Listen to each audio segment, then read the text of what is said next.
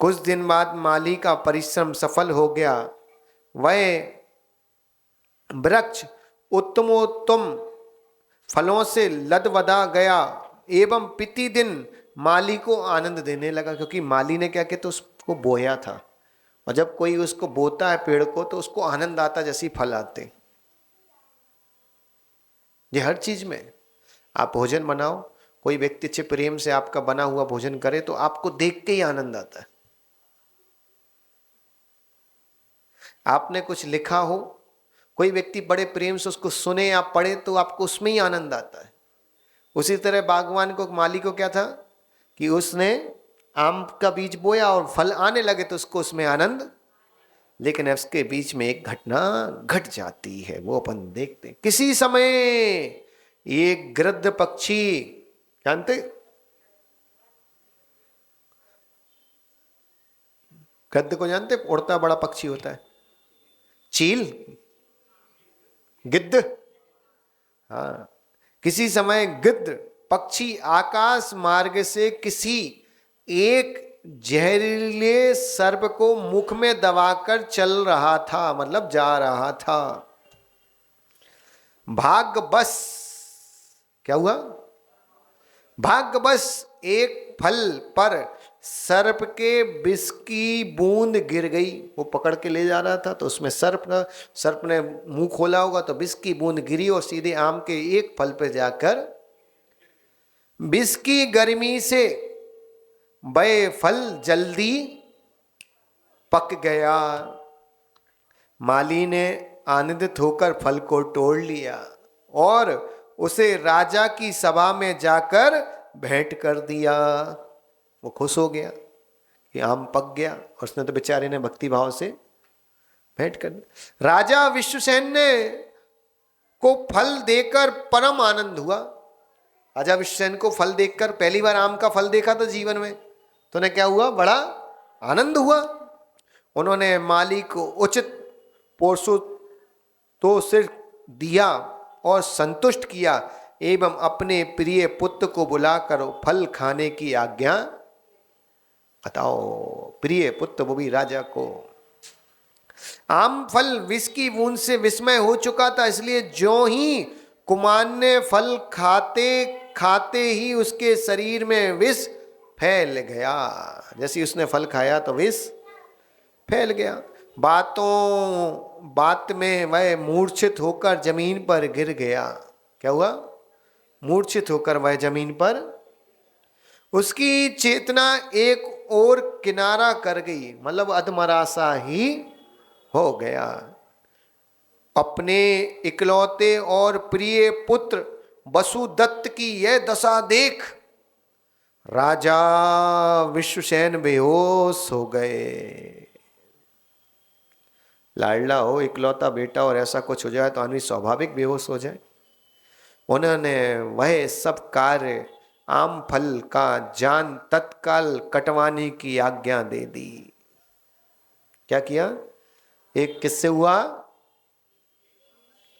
किससे हुआ, आम फल से हुआ। इसलिए राजा ने क्या किया, आज्ञा कर दी कि पेड़ को काट दो एवं पुत्र की रक्षात शीघ्र ही राजवैद्य को बुलाया। राजवैद्य ने कुमार की नाड़ी देखी, नाड़ी में उसे विष विकार जान पड़ा, इसलिए उसने शीघ्र ही उसी आम फल का एक फल मंगवाया और कुमार को खिलाकर तत्काल निर्विष कर दिया। कोई व्यक्ति जहर खा ले तो आप उसको आम खिलाओ घी डाल के, तो आदमी का जहर उतर जाता है। हाँ, कभी जहर खा के देखो, फिर आम खा के देखो।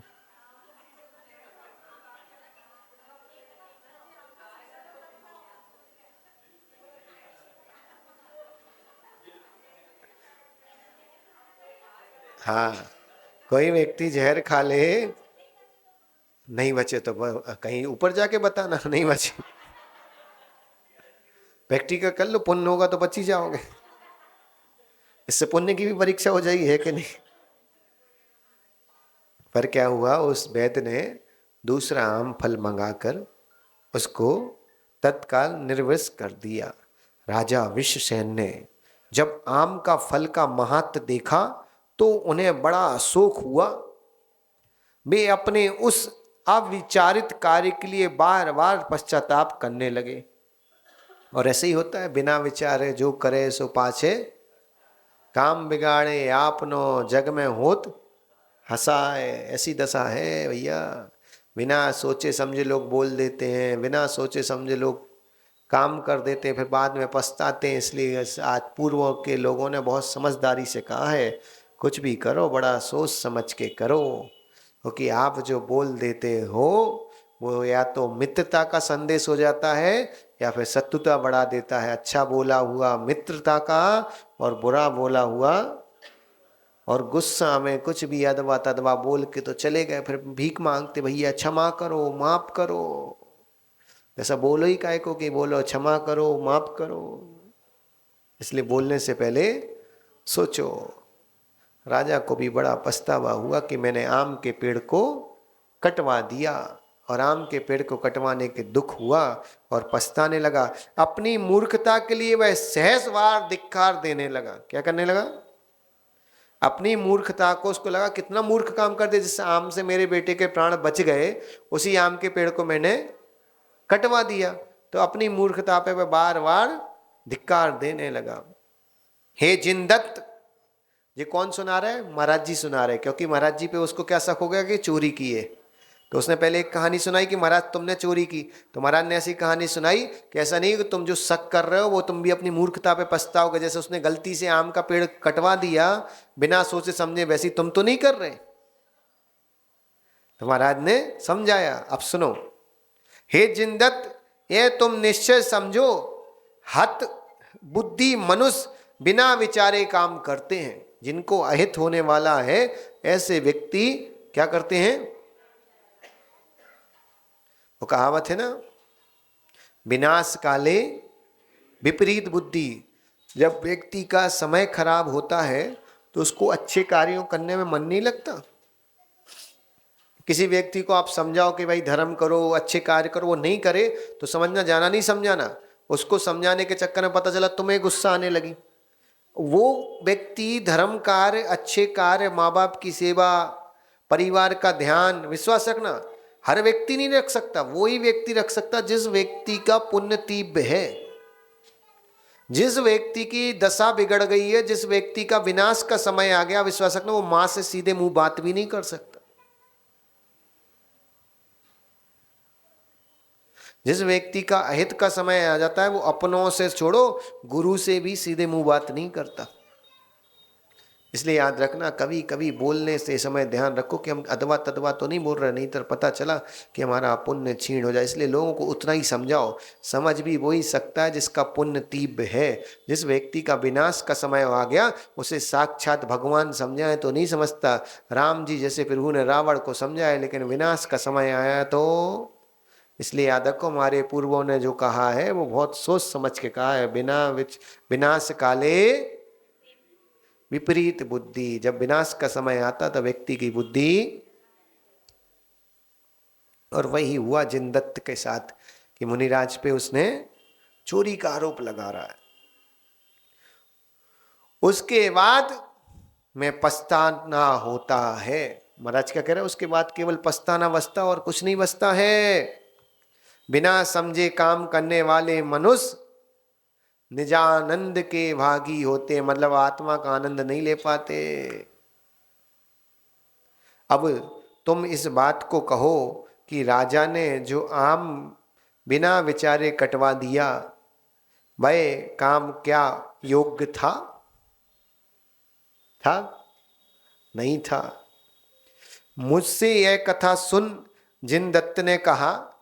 अब मुनिराज किसको? राजा सैनिक को पूरी कहानी सुना रहे कि हमारे जीवन में ऐसी घटना घटी है। तो क्या कह रहा है? मुझसे ये कथा सुन। कौन? सेठ जिनदत्त, जिसके घर का चोरी हुआ है। और मुनिराज पे आरोप। तो अब वो क्या कर रहा है? हे नाथ, राजा का यह कार्य सर्वथा बेसमझ था। मैं आपको एक दूसरी कथा सुनाता हूं, आप ध्यान पूर्वक सुने। अब वो कैसी कथा सुनाएगा? जिससे महाराज पे आरोप लगे। महाराज कैसी सुनाएंगे? जिससे निरो आरोप हो, क्योंकि दोनों बोल नहीं पा रहे एक दूसरे से। महाराज तो समझ गए, लेकिन ऐसा हो जाता है। कितनी फिक्र होती गुरु को सम्मान की कि भाई उस सेठ का अपमान नहीं हो जाए, तो वो भी डायरेक्टली नहीं बोल रहे, अपनी रक्षा भी कर रहे और सामने वाले का अपमान भी बचा रहे हैं कि उसके सम्मान को ठेस ना पहुँचे। चलो, नमो अरिहंताणम, नमो सिद्धाणम, नमो आयरी।